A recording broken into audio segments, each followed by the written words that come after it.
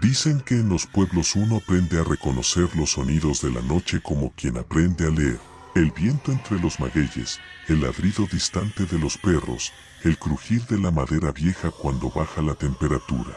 Yo crecí aquí, entre parcelas de maíz y veredas de tierra que se vuelven lodo en temporada de lluvias. Y te voy a decir algo antes de que empieces a sonreír con incredulidad, yo tampoco creía en eso de los nahuales. Pensaba que eran cuentos para asustar muchachos, hasta que vi uno. Esto pasó hace más de 40 años, cuando el pueblo apenas tenía luz eléctrica en la plaza y el resto vivíamos con lámparas de petróleo. Las noches eran oscuras de verdad, de esas donde el cielo parece una sábana negra agujereada por estrellas. Yo tendría unos 20 años. Trabajaba en el campo con mi padre, y nuestra casa estaba al borde del monte, donde comienzan los mezquites y el camino se vuelve angosto. La primera vez que escuché algo raro fue una madrugada. Los perros empezaron a ladrar, pero no como cuando pasa un coyote. No era un ladrido de persecución, era un ladrido contenido, como si algo los tuviera paralizados. Mi padre se levantó, tomó la escopeta vieja y salió al patio. Yo lo seguí, no vimos nada, pero el silencio era distinto. No había grillos, no había viento, solo una sensación espesa, como si el aire estuviera más pesado. Al día siguiente, don Eusebio, un viejo que sabía de hierbas y rezos, dijo en la tienda que alguien andaba caminando en dos mundos. Así lo dijo. Nadie preguntó más. Aquí la gente aprende a no preguntar. Las cosas empezaron a empeorar cuando desaparecieron las gallinas de la casa de mi tía Jacinta. No estaban degolladas como cuando entra un animal. No había plumas regadas. No había sangre. Solo no estaban.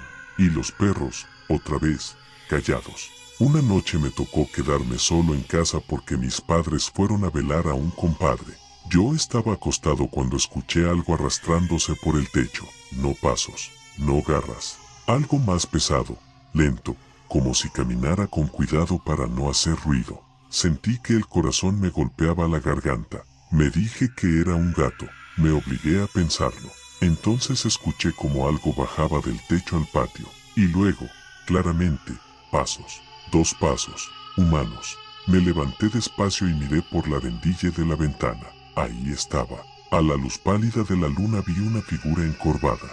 No era completamente animal ni completamente hombre. Tenía el cuerpo cubierto de algo oscuro, como piel húmeda. Las piernas eran largas, pero las rodillas parecían doblarse al revés. La cabeza giró hacia mí, y te juro que esos ojos no eran de bestia. Eran ojos humanos. No grité, no pude. Sentí que si hacía ruido, esa cosa iba a sonreír. Porque sí, sonrió, o al menos eso me pareció. La boca se abrió demasiado, mostrando dientes que no correspondían a ninguna criatura que yo conociera. Parpadeé un segundo, ya no estaba. Corrí a encerrarme en el cuarto y me quedé sentado hasta que amaneció. Al día siguiente, fui con don Eusebio. Le conté todo. Él no se sorprendió, solo me preguntó si había notado algo raro en alguien del pueblo. Pensé en la señora Tomasa. Era viuda. Vivía sola al otro lado del arroyo. Siempre salía de noche, decía que iba por leña, y tenía algo en la mirada, algo que incomodaba. Cuando uno la saludaba, tardaba un segundo más de lo normal en responder, como si regresara de muy lejos. Don Eusebio no dijo que fuera ella, solo me dio un consejo.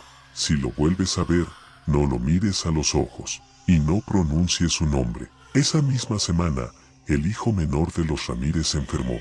Decía que un perro grande lo observaba desde la ventana, pero describía manos largas apoyadas en el marco. El niño murió a los 3 días. Los doctores dijeron que fue una infección fuerte. Aquí sabemos cuando algo no encaja. La noche después del entierro, escuché que golpeaban mi puerta. 3 golpes, lentos. Abrí y no había nadie. Solo el camino vacío y la bruma baja cubriendo el suelo. Cerré, me giré, y ahí estaba, dentro de la casa, de pie, entre la sala y la cocina. No sé cómo entró, no sé si siempre estuvo ahí. Esta vez lo vi más claro. La piel parecía estirarse sobre un cuerpo que no era estable, como si debajo hubiera algo intentando cambiar de forma. Sus manos terminaban en dedos demasiado largos, y esos ojos, Dios, esos ojos tenían reconocimiento, como si me conociera. Intenté rezar, pero la voz no me salía. Recordé lo que dijo don Eusebio. No lo miré directamente, bajé la vista, escuché un sonido, como huesos acomodándose, luego una voz, baja, rasposa, no digas nada. Era una voz humana.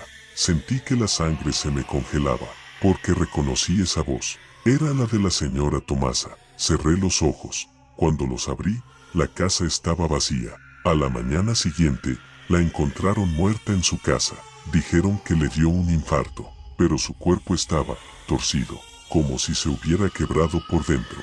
El pueblo guardó silencio. Nadie habló del tema, pero dejaron de desaparecer animales. Los perros volvieron a ladrar como siempre. Los grillos cantaron otra vez. Yo me fui del pueblo unos años después. No por miedo, eso me decía, sino por trabajo. Pero nunca olvidé esos ojos. Regresé ya viejo, como me ves ahora, y pensé que todo había quedado atrás. Hasta hace 3 meses. El nuevo maestro de la primaria llegó al pueblo. Joven, amable, siempre dispuesto a ayudar. Vive solo, en la casa que fue de la señora Tomasa. Hace unas semanas, los perros volvieron a callar por las noches. Ayer, mientras caminaba por el arroyo, lo vi de lejos. Estaba agachado, bebiendo agua directamente con la boca, no con las manos, con la boca. Le hablé, se levantó despacio, y cuando volteó hacia mí, tardó un segundo en reconocerme. Ese segundo, ese maldito segundo que ya había visto antes. Yo ya estoy viejo, no tengo miedo por mí, pero tú que vienes a escuchar historias pensando que son cuentos, dime algo. Si esta noche, cuando regreses a tu casa, escuchas algo caminando sobre tu techo, ¿vas a seguir creyendo que solo es un animal? Mira, yo ya estoy viejo, no gano nada mintiendo, no necesito que me crean. De hecho, la mayoría de los que vienen de fuera, como tú, siempre escuchan con esa media sonrisa, pensando que en los pueblos todo lo exageramos. Yo también pensaba así cuando era joven. Decía que eso de los nahuales eran cuentos para asustar niños y mantenerlos dentro de la casa cuando caía la noche, hasta que aprendí que el monte no inventa cosas. Esto pasó cuando el pueblo todavía no tenía pavimento y la única luz que alumbraba la calle era la de la tienda de don Julián, que cerraba a las 8. Después de eso, la oscuridad era completa. No esa oscuridad gris que conocen en la ciudad. No, aquí la noche es negra, espesa, como si tuviera peso. Yo tendría unos 22 años. Vivía con mis padres en una casa de adobe al borde del sembradío, donde empieza el monte bajo. Nuestro terreno colindaba con una vereda que usaban los arrieros, pero por las noches nadie transitaba por ahí. Nadie, excepto los que no caminan como nosotros. La primera señal fueron los perros. Los animales saben cosas que uno no, y cuando ladran por un coyote, ladran con rabia. Cuando pasa un extraño, ladran con aviso. Pero esas noches no ladraban así. Se quedaban tensos, gruñendo bajo, sin atreverse a acercarse a la cerca, como si algo los estuviera mirando de vuelta. Una madrugada, me despertó ese silencio raro. Ni grillos, ni viento, nada. Me levanté y salí al patio. La luna estaba casi llena, suficiente para dibujar sombras largas. Fue entonces cuando lo vi. Algo caminaba entre los surcos del maíz. Al principio pensé que era un burro suelto, pero no se movía como animal. Iba erguido, y luego, en cuestión de segundos, bajó al suelo apoyándose en las manos. Las rodillas se doblaban de una forma que no es natural, como si los huesos no estuvieran hechos para ese cuerpo. Me quedé inmóvil. Esa cosa se detuvo, levantó la cabeza. Aunque estaba lejos, sentí que me miraba directo. No corrí, no grité, solo retrocedí despacio hasta la puerta. Al día siguiente fui con don Tranquilino, el más viejo del pueblo en ese tiempo. Le conté lo que vi. No se rió, no dudó, solo me preguntó, ¿te miró a los ojos? Le dije que sí. Se quedó callado un buen rato. Luego dijo algo que nunca olvidé. Entonces ya sabe quién eres. Yo me burlé, pensé que era su gestión. Pero esa misma semana empezaron a pasar cosas. Las gallinas aparecían muertas sin sangre. No había mordidas claras. solo un pequeño orificio en el cuello, limpio, preciso, como hecho con herramienta fina. Después, una noche tocaron la puerta, 3 golpes, lentos. Salí con la lámpara de petróleo. No había nadie, pero la tierra frente a la casa estaba removida.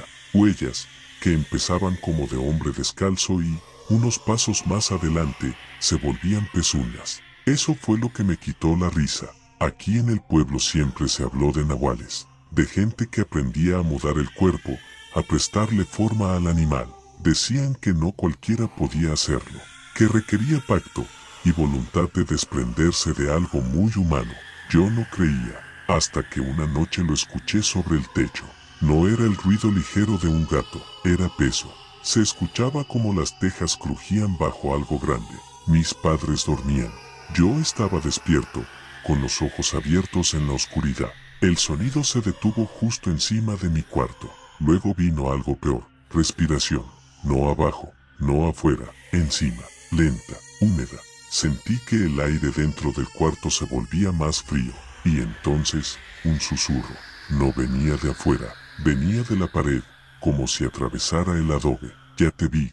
Esa voz no era animal, era humana. Me levanté de golpe y abrí la puerta del cuarto. El ruido cesó. Subí al patio y alumbré el techo. Nada. Pero cuando bajé la lámpara, vi una sombra al fondo del sembradío, alta, de pie, y la vi cambiar. No fue como en las películas. No hubo humo ni magia. Fue peor. El cuerpo comenzó a encorvarse, a reducirse. Escuché chasquidos, como ramas secas rompiéndose. La silueta se estrechó hasta tomar forma de perro grande, negro, demasiado grande. El animal me miró, y en esa mirada no había instinto, había intención. Corrió hacia el monte, pero lo hizo primero en 2 patas y luego en 4. A la mañana siguiente, en el pueblo se supo que don Laureano había amanecido con fiebre altísima. Decía que soñó que alguien lo montaba en la espalda y lo obligaba a correr entre espinas. Tenía marcas en los hombros, como dedos hundidos en la carne. Murió 2 días después. La gente empezó a murmurar un nombre. No lo voy a repetir. Era un hombre que vivía solo, al otro lado del arroyo. Siempre fue callado.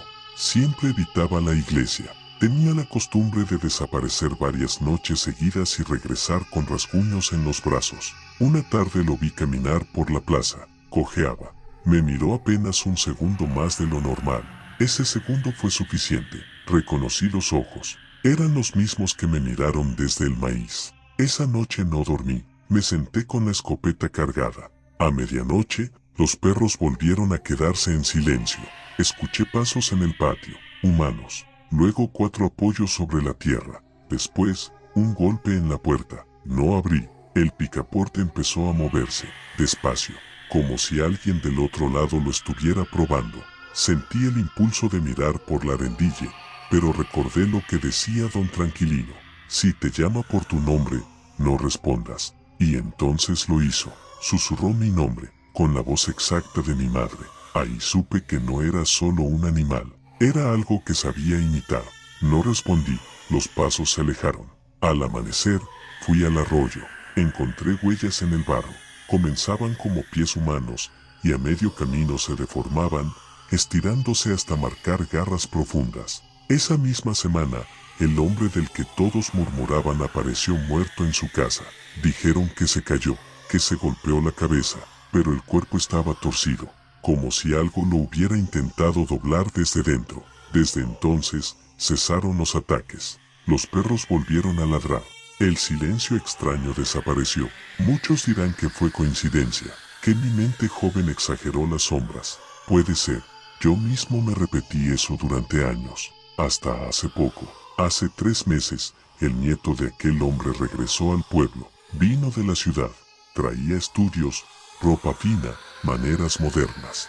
Compró la misma casa. Las primeras noches fueron tranquilas. Después, los perros volvieron a callar.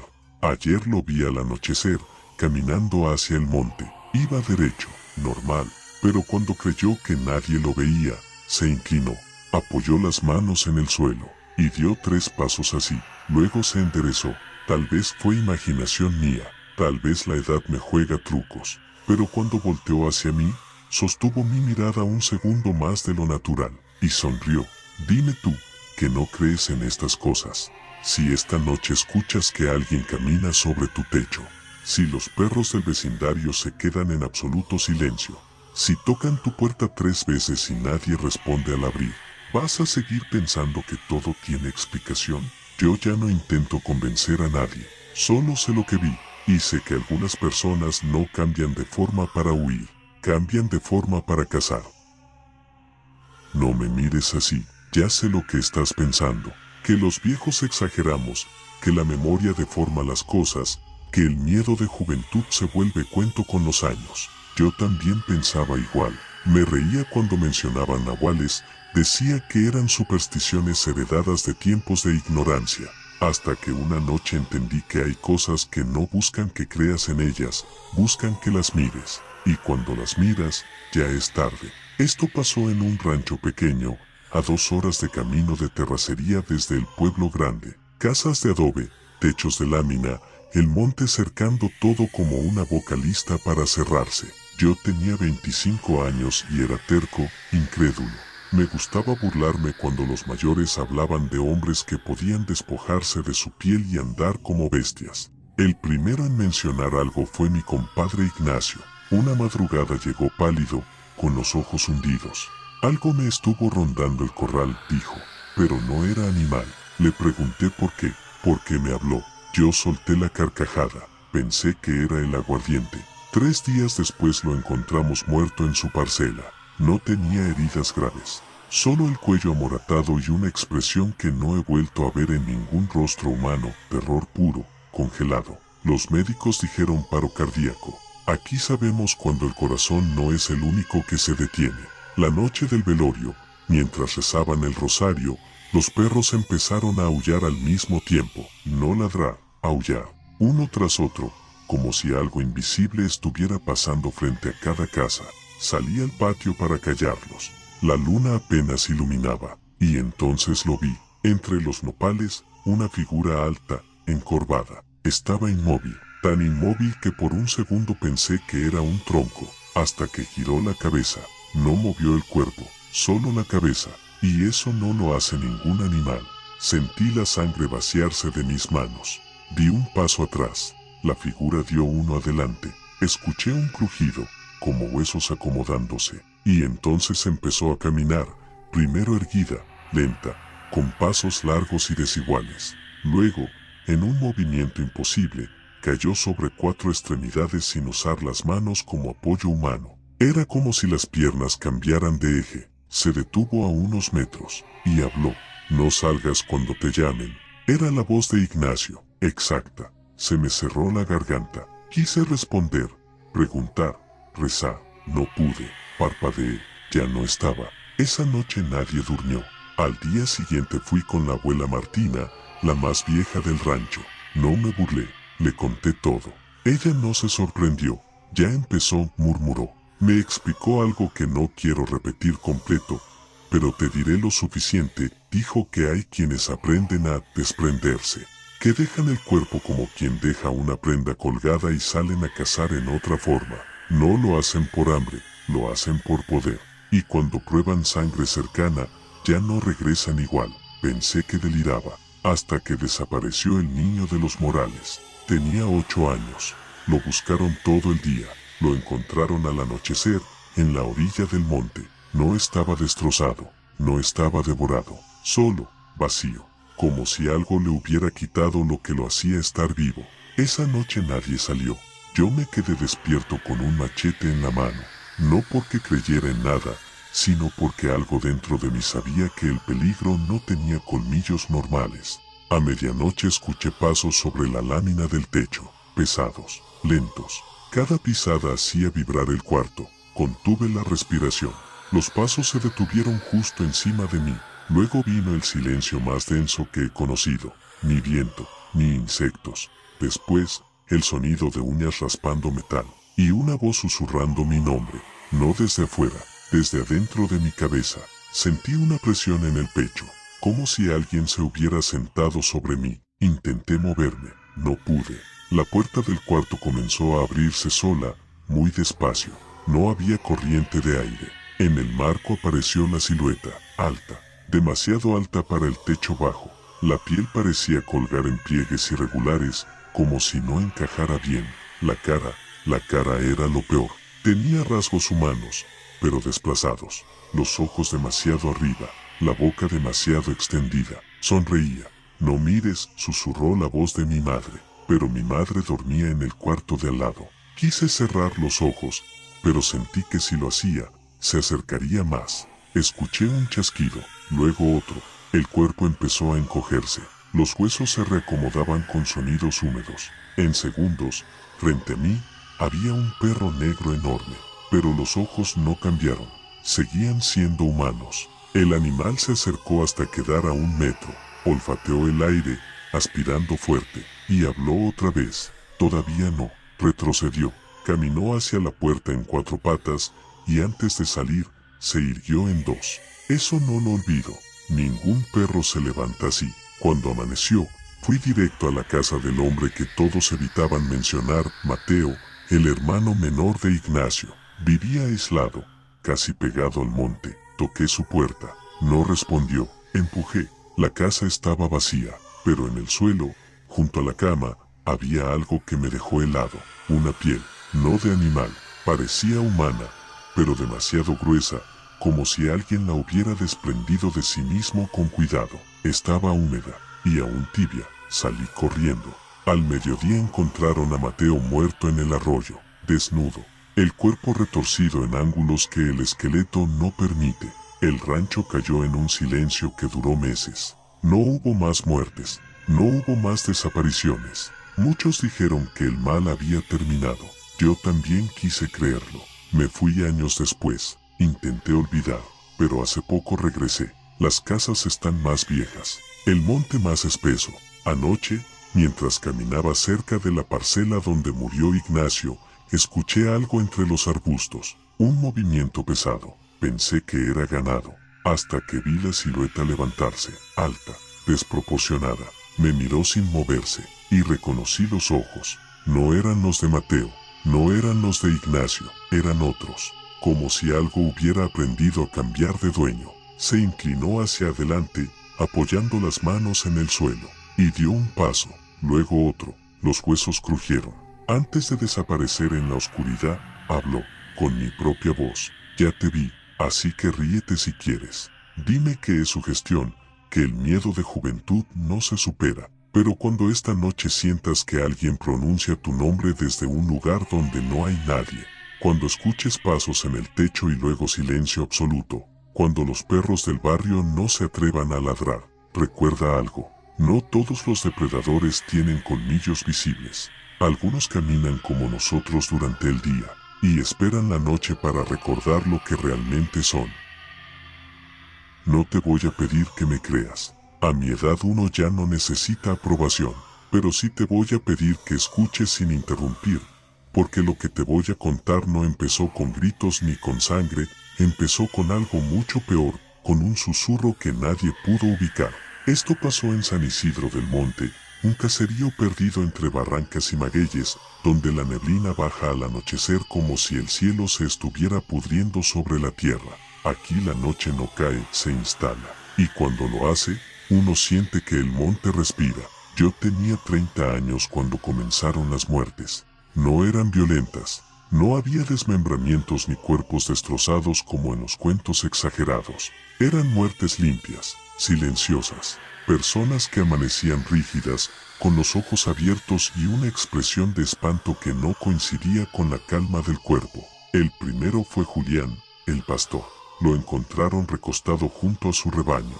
Las ovejas estaban intactas, ni una herida, pero todas miraban hacia el monte, como si algo las estuviera observando todavía. El segundo fue una mujer, Clara, que vivía sola. La hallaron sentada en su silla, frente a la puerta, como si hubiera estado esperando a alguien. Lo extraño era lo mismo en todos. El cuello tenía una ligera marca oscura, circular, no como mordida, más bien como presión. La gente empezó a murmurar, Nahual. Yo me burlé. Decía que eran infartos, que la sugestión podía dibujar marcas donde no las había, hasta que me tocó escuchar el susurro. Fue una noche fría. La neblina había bajado tanto que apenas se distinguían las casas vecinas. Yo estaba en el patio, cerrando el gallinero. Los perros no ladraban, estaban acostados, inquietos, con la cola entre las patas. Entonces escuché mi nombre, no fuerte, no cercano. Mi nombre dicho como si alguien lo pronunciara desde dentro del viento. Giré, no había nadie. Pensé que era el aire colándose entre las bardas. Volvió a escucharse. Esta vez detrás de mí, sentí el impulso de responder. Algo en mi pecho me dijo que no lo hiciera, porque no era una voz cualquiera. Era la voz de mi difunto padre, exacta. Se me erizó la piel. No respondí. Cerré el gallinero y entré a la casa. Esa noche dormí poco. Al día siguiente fui con Jacinta, la más vieja del pueblo. No hablaba mucho, pero sabía cosas. Me escuchó sin interrumpir. No contesta uno cuando llaman desde el monte, dijo. Porque no siempre es quien crees. Le pregunté si pensaba que era un nahual. Me miró largo. No todos los nahuales son carne, respondió. No entendí entonces. Lo entendí una semana después. Esa noche, la neblina cubría todo. No se veía la luna, apenas el contorno borroso de los árboles. Me despertó un ruido en el techo. No pasos, no garras. Algo arrastrándose, como tela pesada moviéndose sobre lámina. Me incorporé en la cama. El sonido se detuvo justo encima de mi cuarto. Luego, un peso, como si algo se hubiera apoyado directamente sobre el techo, hundiéndolo apenas. La lámina crujió. Sentí que la habitación se volvía más fría, y entonces escuché claramente como algo descendía por la pared exterior. No golpeaba, no raspaba, simplemente bajaba. La puerta del cuarto estaba entreabierta. Desde mi cama podía ver el pasillo oscuro. Ahí apareció la sombra. No era sólida, no tenía contorno definido. Era como humo más oscuro que la oscuridad. Se movía con lentitud, pero no caminaba. Flotaba apenas a unos centímetros del suelo. Intenté gritar. No salió sonido. La sombra se detuvo en el umbral y comenzó a tomar forma. Primero se delinearon los hombros, luego el torso, después la cabeza. No tenía rasgos claros, pero los ojos eran dos huecos más negros que el resto. Y entonces habló, con mi propia voz. Ven. No gritó, no ordenó, solo invitó. Sentí que algo tiraba de mí desde dentro, como si mis piernas quisieran levantarse por su cuenta. Me aferré al colchón. La figura dio un paso hacia atrás, hacia el pasillo. Ven, repitió. Recordé lo que dijo Jacinta, no contestes, no sigas. Cerré los ojos. Cuando los abrí, la sombra ya no estaba, pero el frío permanecía. A la mañana siguiente, supimos que Tomás, el carpintero, había muerto durante la noche. Lo encontraron en el patio de su casa, descalzo, con los pies llenos de tierra húmeda, como si hubiera seguido algo. No tenía heridas, solo esa marca oscura en el cuello. Empecé a notar un patrón. Todos los que murieron habían sido vistos caminando hacia el monte días antes, como si algo los llamara. Decidí vigilar. Una noche me escondí detrás de la barda, mirando hacia los magueyes. La neblina comenzó a moverse, no por viento, se arremolinaba en un punto específico, y de ese remolino emergió una figura. Esta vez sí tenía forma más definida. Era alta, demasiado alta para ser humano. Los brazos largos colgaban casi hasta el suelo. Las piernas parecían torcidas en ángulos incómodos. Caminaba en dos pies, pero no como nosotros. Las rodillas se doblaban hacia atrás. Se detuvo frente a la casa de doña Mercedes y comenzó a susurrar, no fuerte, apenas audible, pero yo sabía que decía su nombre. La puerta se abrió lentamente. Doña Mercedes salió, descalza, con los ojos abiertos pero vacíos. La figura retrocedió hacia el monte. Ella la siguió. No corría, no parecía obligada. Caminaba como quien sigue una voz conocida. Quise intervenir. Mis piernas no respondieron. Era como si el aire pesara demasiado. Los vi perderse entre la neblina. A la mañana siguiente, doña Mercedes apareció muerta junto al arroyo. La misma marca, la misma expresión congelada. Fui directo a Jacinta. No es uno, me dijo antes de que hablara. Es algo que aprendió a usar formas. Me explicó que algunos nahuales no solo cambian de cuerpo. Algunos, cuando mueren, no regresan del todo. Queda algo, una sombra con memoria, una sombra que necesita calor humano para mantenerse. Esa noche decidí no dormir. Me quedé sentado junto a la ventana. A medianoche, el susurro volvió. Esta vez no usó la voz de mi padre, usó la mía. Ya aprendí. La neblina entró por debajo de la puerta, como humo. Se concentró en el centro del cuarto. Tomó forma, pero esta vez era diferente. Tenía mi estatura, mi silueta, mis hombros. Me estaba mirando. Sentí que el pecho se me hundía. La figura dio un paso hacia mí. Yo di uno atrás. Imitó cada movimiento. Sonrió, pero yo no estaba sonriendo. Se inclinó hacia adelante. Y entonces vi lo que no había notado antes. Detrás de esa forma había otra, más grande, más oscura, como si la silueta humana fuera solo un disfraz delgado cubriendo algo inmenso. El cuarto empezó a vibrar. Escuché huesos crujir, pero no supe si eran míos o de la cosa frente a mí. La figura abrió la boca, demasiado, y de ella salió un aliento frío que olía a tierra húmeda y a algo viejo, muy viejo. Ven, susurró por última vez, y dio un paso dentro de mí. Sentí un golpe seco en el pecho, caí al suelo. Desperté al amanecer, tirado junto a la puerta. No había sombra, no había neblina, pero tenía tierra bajo las uñas, y una marca oscura alrededor del cuello. Desde entonces, ya no duermo en la casa. Me mudé a la orilla del pueblo. Las muertes cesaron por un tiempo, hasta la semana pasada. Un muchacho nuevo, venido de la ciudad, amaneció muerto. La misma marca, la misma expresión.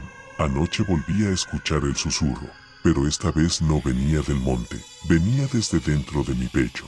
A veces, cuando paso frente al espejo, noto que mi reflejo tarda un segundo más en imitarme. Un segundo. Ese segundo es suficiente para entender que no se fue, que aprendió, que ahora ya no necesita neblina para moverse. Y tú, que escuchas esto con escepticismo, pensando que son delirios de un viejo. Si alguna noche oyes tu nombre dicho con tu propia voz, si sientes que tus pasos resuenan detrás de ti cuando sabes que caminas solo, no voltees de inmediato, porque tal vez no sea algo siguiéndote, tal vez sea algo que ya aprendió a caminar contigo, y cuando te mire desde dentro, no habrá monte al cual huir. No voy a adornar esto. Si buscas un cuento para asustar niños, no es aquí. Lo que te voy a contar no tiene moraleja ni héroes. Tiene silencio y algo que aprendió a usarlo. En el pueblo donde nací, un puñado de casas entre cerros secos y barrancas profundas, siempre se habló de nahuales, pero no como figuras míticas que se transforman en animales para impresionar. Aquí se hablaba de algo más torcido. Decían que no todos cambian de forma para convertirse en bestias, algunos se vacían primero. Yo tenía 28 años cuando comenzaron las desapariciones, no muertes visibles, desapariciones. El primero fue Rogelio, el molinero. Salió de madrugada a revisar la acequia y no regresó. Encontraron sus botas junto al agua. No había señales de arrastre, no había sangre, solo las botas, perfectamente colocadas, como si se las hubiera quitado con cuidado. Luego fue Martina, la muchacha que ayudaba en la tienda. Salió al anochecer rumbo a su casa. A mitad del camino, sus pasos se interrumpían en el polvo. No había huellas de regreso, no había lucha. El pueblo empezó a cerrar puertas más temprano. Yo no creía en nada de eso. Pensaba que alguien los estaba raptando, que había explicaciones simples. Hasta la noche en que escuché como algo caminaba debajo de mi casa, no sobre el techo, debajo.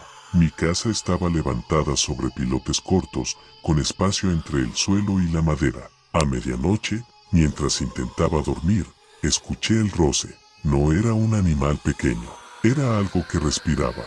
Podía oír el aire entrar y salir, lento, húmedo. Me levanté con una lámpara y me arrodillé junto a la rendilla del piso. Apunté la luz hacia abajo. No vi cuerpo, solo sombra. Una sombra que no correspondía a la forma de ningún objeto. Y entonces la sombra se movió, contra la dirección de la luz. Sentí un golpe en el estómago. Apagué la lámpara. La respiración se detuvo. Luego escuché mi nombre. No desde abajo, desde dentro del piso. Baja. Era la voz de Rogelio. Retrocedí. No respondí. La voz insistió. Hace frío aquí. Algo raspó la madera desde abajo. no con garras, con uñas, uñas largas. No dormí esa noche. A la mañana siguiente, fui a la casa de don Arcadio, el más viejo del pueblo. Me escuchó sin sorpresa. No te quiere matar todavía, dijo. Eso fue peor que cualquier otra respuesta. Me explicó algo que no contaban a los jóvenes. Algunos nahuales no buscan sangre inmediata. Buscan huecos. Buscan cuerpos que puedan usar cuando el suyo ya no sirve. Primero llaman, dijo. Luego imitan. Después ocupan. Pensé que deliraba. Hasta que encontré a mi vecino, Efraín, parado en medio del campo al amanecer. Estaba descalzo, cubierto de tierra. Miraba hacia el monte sin parpadear. Lo llamé por su nombre. No reaccionó. Cuando me acerqué, giró la cabeza muy despacio, demasiado despacio, y sonrió.